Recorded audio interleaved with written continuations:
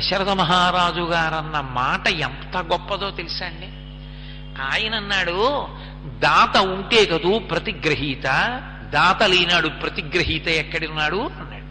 వేదం యొక్క హృదయాన్ని చెప్పాడు. కన్యాదాత గొప్పవాడా, ఆడపిల్లని ఇంటికి తెచ్చుకుంటున్నవాడు, కోడలిగా తెచ్చుకుంటున్నవాడు గొప్పవాడా? ఆడపిల్లని ఇచ్చేవాడు లేని నాడు నువ్వెవరిని కోడలుగా తెచ్చుకుంటావు? ఆయన ఇస్తున్నాడు కాబట్టి నీకు కోడలు వస్తోంది. ఇచ్చేవాడు లేని నాడు పుచ్చుకునేవాడు ఎక్కడున్నాడయా? ఇచ్చేవాడివి నువ్వు, పుచ్చుకునేవాడిని నేను. ఎవరు తక్కువ, ఎవరు ఎక్కువ? కాబట్టి నేను వినయంగా ఉండద్దు, ఇచ్చేవాడివి నువ్వు. పెళ్లిలో కన్యాదాత గారిదే వేదిక, ఆయనదే అధికారం.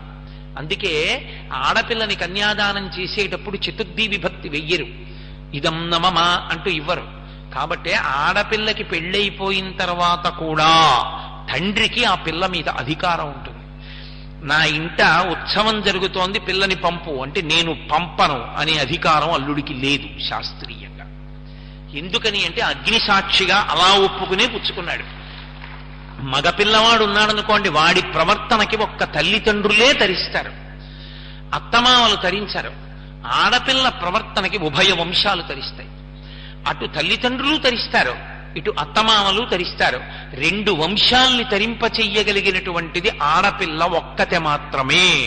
అటువంటి ఆడపిల్లని ఇస్తున్నవాడు చిన్నబుచ్చుకుని చేతులు కట్టుకుని తల వంచుకుని నిలబడవలసిన అవసరం ఉన్నదని వేదం చెప్పలేదు. తలెత్తుకుని పరమ ధైర్యంగా సంతోషంగా తిరగాలి. వేదిక ఆయనది అని చెప్పింది.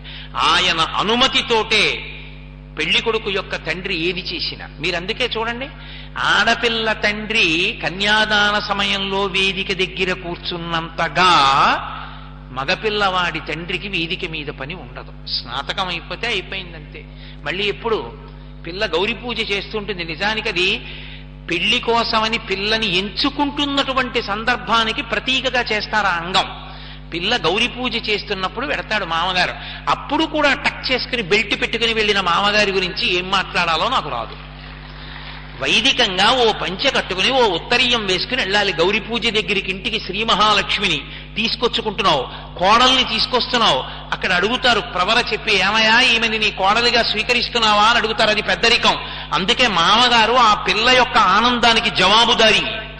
ఆ పిల్ల ఇంటికి వచ్చింది అంటే ఆ పిల్ల కంట నీటి బొట్టు పడకుండా చూసుకోవలసిన వాడు మామగారే. అంత గుండెల్లో పెట్టుకు చూసుకోవాలి. అందుకే మామగారు వెళ్ళిపోతే ఆ పిల్లకి మళ్ళీ ఆ స్థానాన్ని భర్తీ చెయ్యగలిగినటువంటి వాడు లేడు లోకంలో. అంత సంతోషంగా నిలబెడతాడు. ఆఖరి